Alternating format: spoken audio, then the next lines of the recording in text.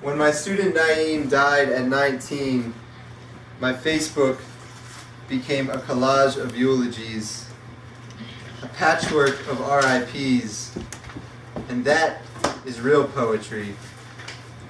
At graduation, we gave his diploma to his 1-year-old son and wept together, so that 5 months later, when my student Robert died at 23, I remember thinking that the taste of my tears was not so foreign to me anymore.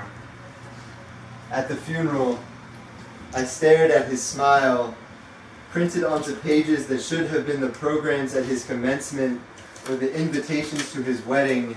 I realized that for this city's young people, there are 1,000 ways to die and even more ways to lose a life. There are life sentences.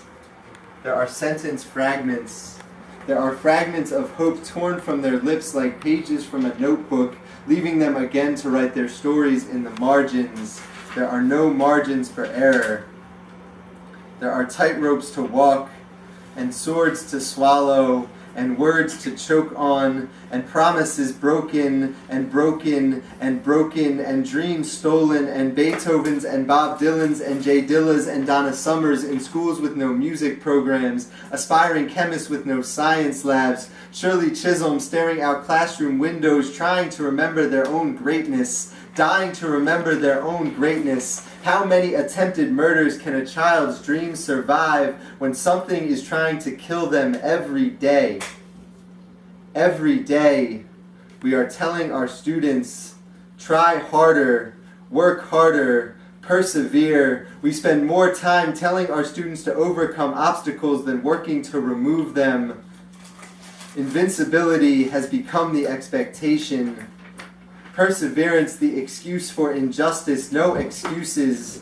No excuses. Teachers tell students, administrators tell teachers, states tell districts, no excuses. Doesn't matter that you have no textbooks. Doesn't matter that you have no sports. Doesn't matter that you have no nurses. No excuses. And all the while, dreams are still withering.